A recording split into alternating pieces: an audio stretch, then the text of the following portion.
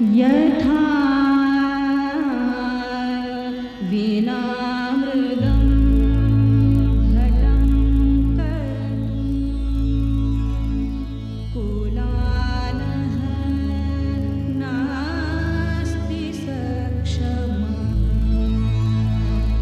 स्वर्णं विना स्वर्णकारः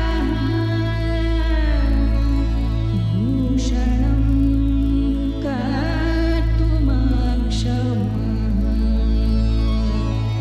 तथैव सृष्टिः बीजस्वरूपा हि न हि सृष्टा Comme un potier sans argile, comme un orfèvre sans or, ainsi est Dieu sans la nature. Sans elle, il n'y a pas d'univers. Elle est l'énergie divine, source de création, de destruction et de salut. Elle est la force créatrice, elle est Shakti. यथा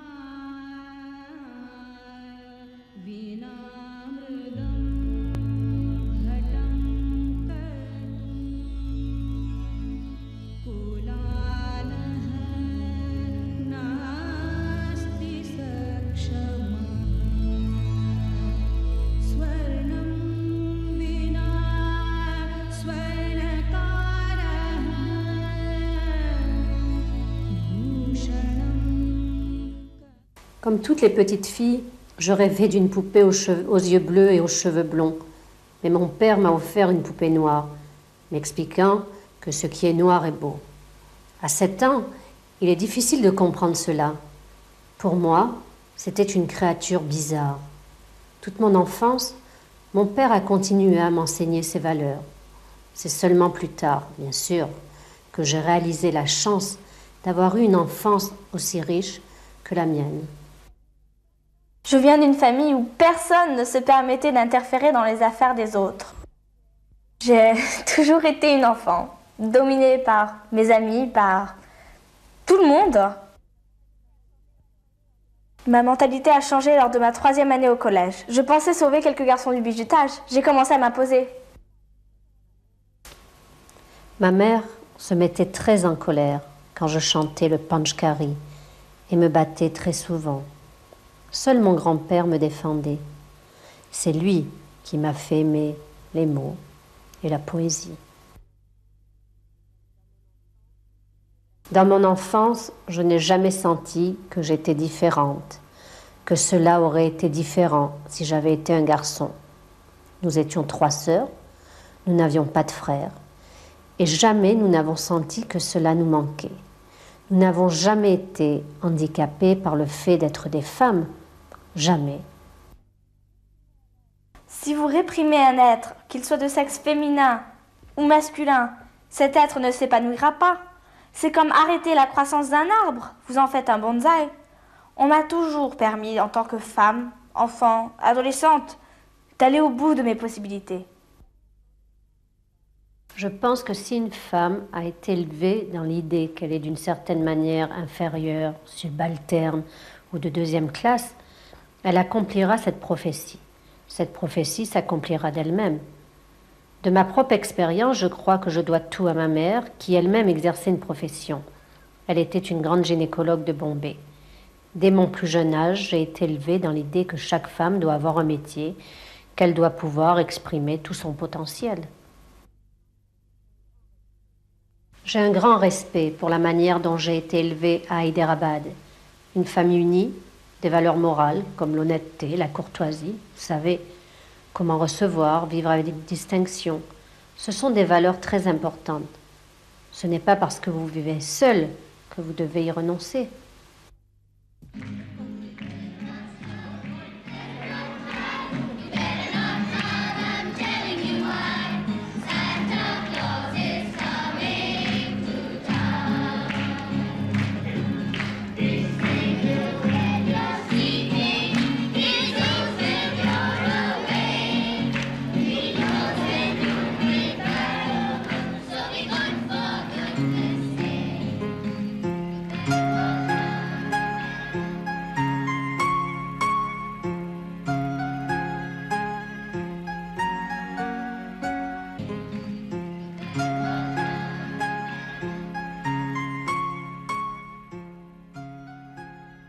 La famille est la première et la seule institution que nous ayons qui apporte la sécurité, l'affection et une certaine égalité.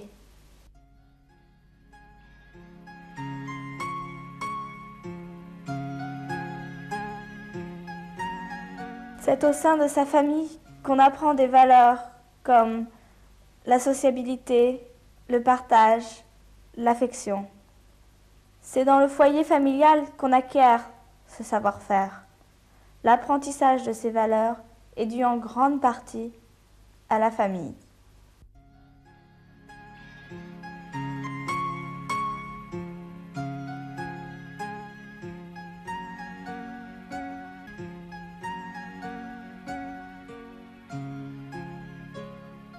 Et tout ce qu'on y apprend se reflètera un jour dans nos relations de travail, d'amitié ou dans le domaine politique. Je pense que la famille est une valeur très importante. Moi, je crois que la femme indienne s'identifie par rapport à ses relations avec sa famille. Pour la femme indienne, aussi forte et aussi indépendante qu'elle puisse être, vivre en famille est toujours très important pour elle. Il y a une très grande joie à vivre avec les siens.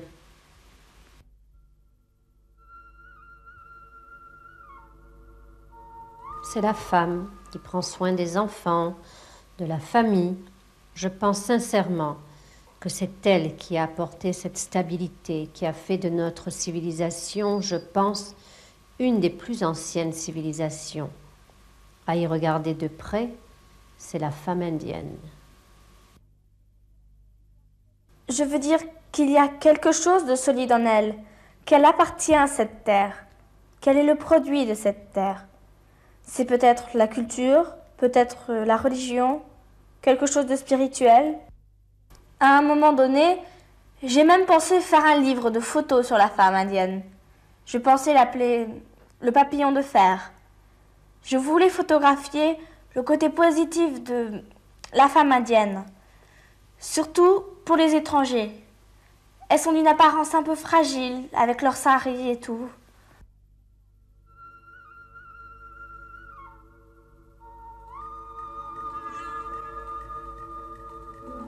Mais à l'intérieur, il y a souvent de l'acier.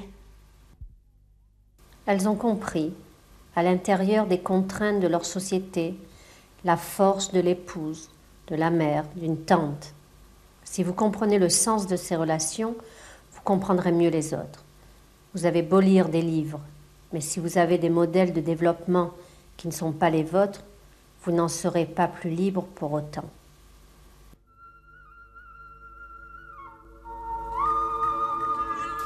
Vous savez, une femme indienne est assez forte pour être capable de tenir un rôle secondaire tout en continuant à aimer les siens, à être chaleureuse, à savoir s'effacer. Pourtant, il est difficile de jouer un rôle secondaire, mais une femme indienne accomplit le fait avec toujours beaucoup d'élégance. Je vais vous donner un exemple. Dans le film de Roland Joffé, La Cité de la Joie, je tenais le rôle de la femme du chauffeur de pousse-pousse. Quand le film a été montré en Amérique et au Canada, les gens ont trouvé que mon personnage était une femme soumise, car à un moment dans le film, son mari lui demande de ne plus travailler avec ce docteur, car cette relation le mettait mal à l'aise. Il lui interdit donc de reprendre le travail, et elle l'accepte en silence. Dans un contexte occidental, elle est aussitôt considérée comme une femme soumise.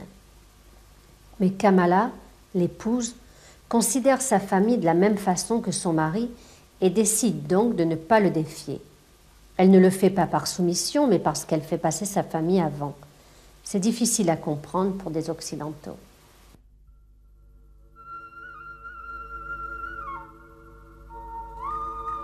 Oui, il existe certainement un stéréotype de la femme indienne. Et l'image que vous en avez est différente de celle que vous rencontrez. C'est souvent l'image d'une femme qui ne maîtrise pas son sort, qui joue un rôle secondaire ou d'accompagnement, mais qui ne dirige pas.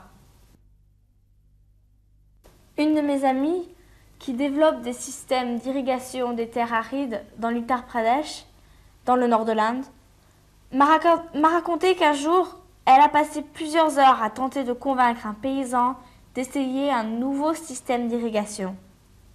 Assise par terre, il y avait une femme en sari, entièrement voilée, qui ne disait rien et à laquelle mon ami ne prêtait pas attention. Après plusieurs heures d'explications, le paysan était toujours dubitatif. Le message ne passait pas. C'est alors que sous ce tas de tissus, une voix dit au fermier « Fais-le ». Et le fermier répondit « D'accord, je vais essayer, mais pour une saison seulement ». Les femmes indiennes ont déjà montré et dit qu'elles ne voulaient pas seulement une part du gâteau, c'est une expression occidentale, mais qu'elles voulaient décider de la taille et de la saveur du gâteau. Et je ne doute pas qu'elles en aient la force. La femme indienne est une très bonne union entre les valeurs traditionnelles indiennes et l'adaptation aux idées nouvelles.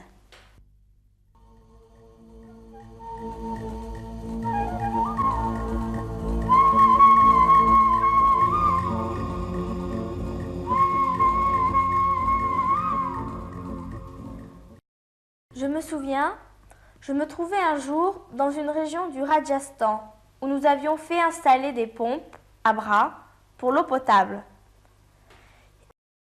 Et quand j'ai demandé aux femmes s'il y avait de l'eau, elles m'ont répondu d'un ton désabusé « Où voulez-vous que nous trouvions de l'eau ?»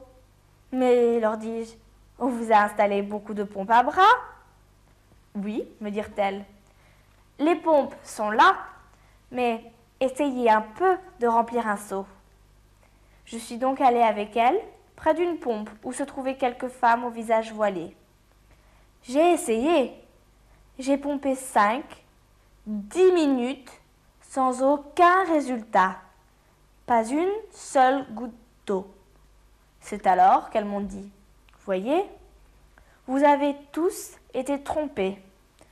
On vous a dit que ce puits a été foré à 60 mètres et des tuyaux installés. Mais en réalité, il n'y a pas plus de 6 mètres. Ils se sont partagés le reste de l'argent et nous sommes sans eau. Quant à vous, nous ne vous permettrons pas de partir avant d'avoir essayé de pomper au moins un seau d'eau. » Après vérification, nous nous sommes rendus compte que ces villageoises avaient raison. C'est à ce moment-là que nous avons décidé que les entreprises ne seraient payées que sur présentation d'un certificat de bonne fin délivré par les femmes des villages. Ce sont elles qui sont le plus affectées par le manque d'eau. C'est donc à elles d'avoir le dernier mot. Aujourd'hui, la femme indienne n'est plus du tout passive. C'est elle qui souvent prend l'initiative du changement, que ce soit dans le domaine de la contraception, le code civil ou pour contrôler la violence domestique. Je pense que si la femme indienne vraiment relève le défi, elle trouvera très vite son propre modèle de développement.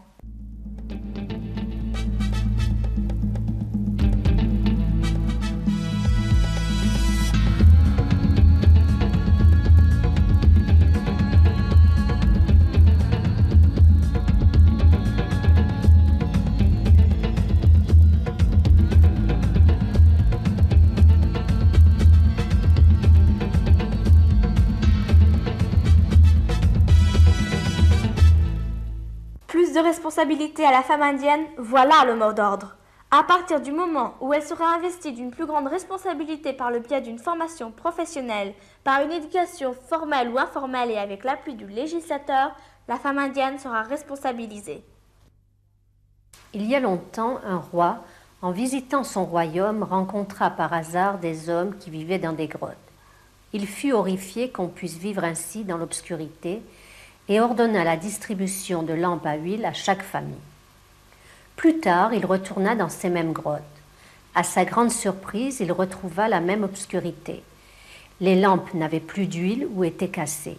Le roi ordonna qu'on distribue encore de l'huile et d'autres lampes. 1 an plus tard, le roi vint une fois de plus visiter les grottes. Stupéfaction, les mêmes ténèbres. Ne comprenant plus, il demanda conseil à un de ses ministres qui passait pour un homme sage. Celui-ci lui dit « Monseigneur, les lampes et huiles ont été distribuées aux hommes. Essayez plutôt de les donner aux femmes. » Le roi suivit son conseil et depuis les grottes sont illuminées. C'est dans la nature de la femme de créer un foyer, donner, protéger, préserver. Voilà sa nature. J'élève mon institution. Je développe une institution d'un autre point de vue, différent, j'espère, du point de vue masculin, car je suis une femme. Je veux certainement être un bon administrateur, et ce sont les traits d'un bon administrateur, mais des traits qui sont devenus très particuliers en moi. Partout où j'ai été postée, j'ai toujours élevé mon institution. C'est parce que je suis une femme que mes écrits ont autant de sensibilité. Je ne crois pas qu'un homme puisse écrire de la même manière. Cette sensibilité ne peut naître que sous une plume féminine. C'est précisément pour cette raison que je pense que le métier d'acteur est extraordinaire.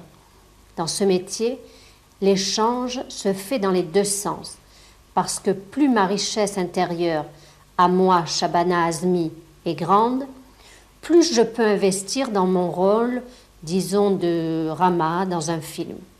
En retour, les expériences de Rama, qui ne sont pas les expériences de Shabana Azmi, s'ajoutent à la personnalité de Shabana Azmi. C'est ce qui est si profondément enrichissant et satisfaisant et qui rend ce métier si merveilleux. En se réunissant, en s'associant sur une base professionnelle, non pas pour des raisons de caste, de religion ou de classe sociale, mais simplement dans un but de travail, leur confiance en soi s'amplifie. Les femmes réalisent maintenant qu'elles ne sont pas seulement mères, femmes au foyer ou femmes de leur mari, mais aussi ouvrières, productrices, qu'elles participent dans l'économie de la nation. Tout le faste et la prospérité visibles dans le pays, elles y ont contribué économiquement. Cette compréhension affermit leur confiance en soi, l'idée de leur valeur.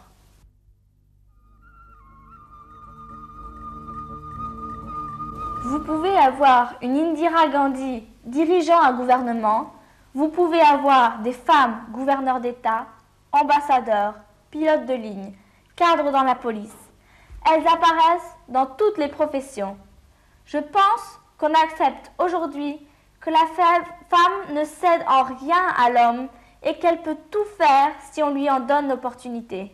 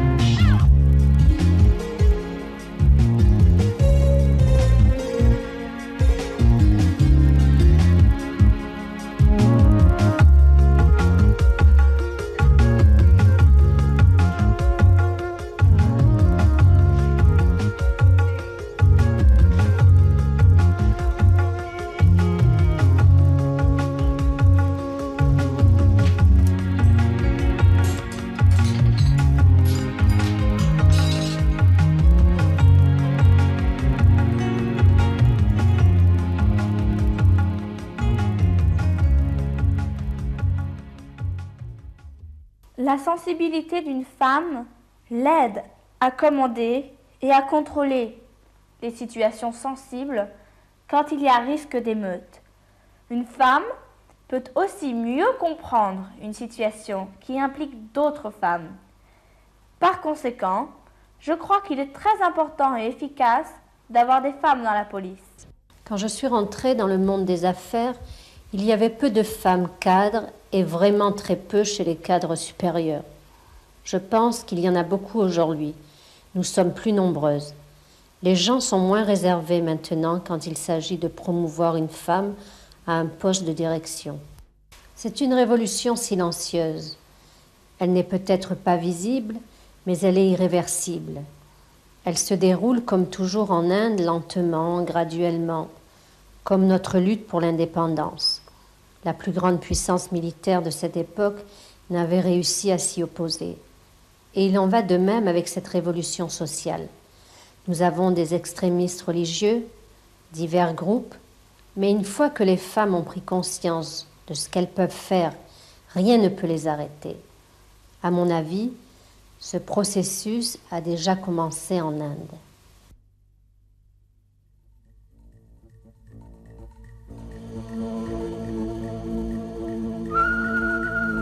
Nous sommes si nombreux.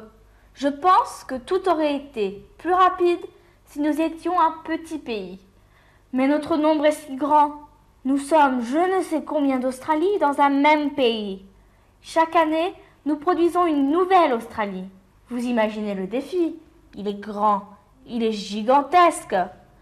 Cela exige un effort continuel.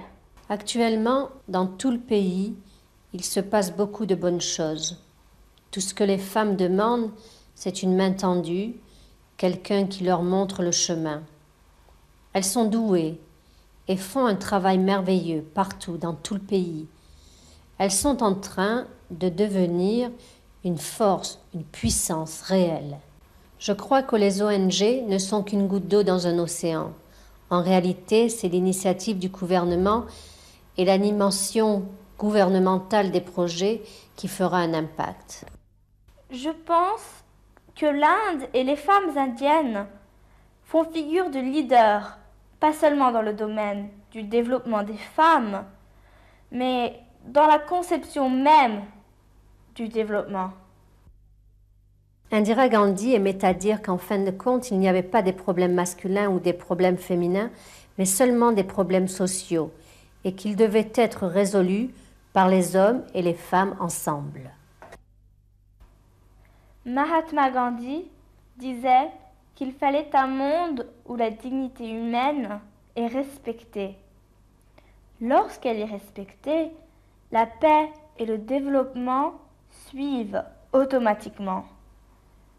Et la dignité de la femme est même plus importante car elle est la mère.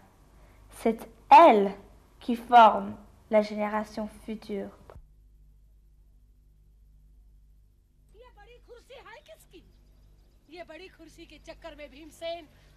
Dans le Mahabharata, Draupadi, la reine des Pandavas, est considérée comme l'incarnation de l'énergie divine, sereine et sauvage en même temps. Sa divinité est révélée quand Bhim, son mari, ne comprend pas et l'interroge. Krishna alors intervient et révèle la vraie nature de Draupadi. Elle est la mère universelle, origine de toute vie, et sa destination finale, cause de tout, passé, présent et futur. Sans elle, même Dieu est impuissant. C'est par elle qu'il crée, protège et détruit l'univers.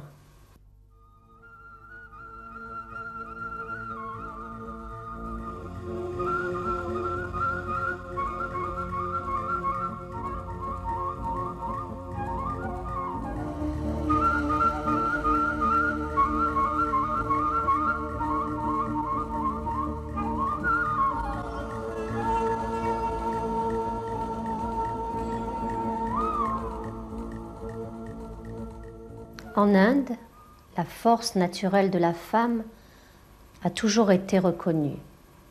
Bien que cela n'ait pas toujours été apparent, le respect de la femme a été parfois très grand. Elle fait partie du subconscient, car la femme est la terre. La terre possède la capacité de produire n'importe quoi. Vous pouvez la labourer, la piller, et pourtant elle continue de fleurir. La femme a été comparée à la terre. Dans notre mythologie et même dans notre éducation spirituelle, nous avons toujours vénéré les déesses. C'est à elles que s'adressent hommes et femmes pour obtenir un présent et un futur heureux. Nous avons évolué, nous avons changé, mais au fond de nous-mêmes, nous sommes femmes, comme les hommes sont hommes. Pourquoi voulez-vous que les femmes changent et deviennent autre chose? Une femme doit rester femme, c'est tout. Grandir et évoluer ne veut pas dire cesser d'être ce que vous êtes. Votre nature est féminine et le progrès n'est pas de la changer, mais plutôt de la renforcer. Moi, je pense que ce qui est important, c'est d'accepter son sexe. Être heureuse d'être une femme, être satisfaite d'être une femme, être fière d'être une femme, sans en faire un sujet de controverse. L'intégrer dans sa vie, être le plus naturellement mère et épouse, sans en faire un problème.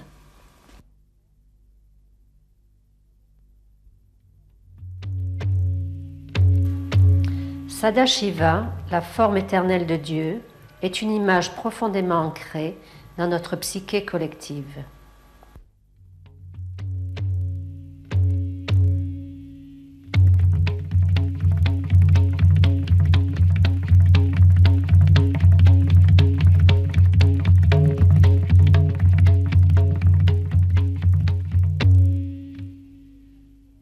Ici, Dieu est moitié homme, moitié femme, Purush et Prakriti, Shiva et Shakti.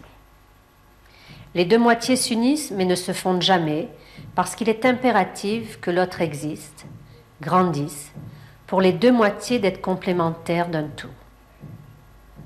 Il n'y a pas de séparation rigide, pas de catégorie et par conséquent pas de conflit. Ceci est vrai surtout pour la femme, car elle est mère, épouse et éducateur. Une telle conception sociale ouvre des perspectives infinies. En fin de compte, la femme est l'essence même de la création.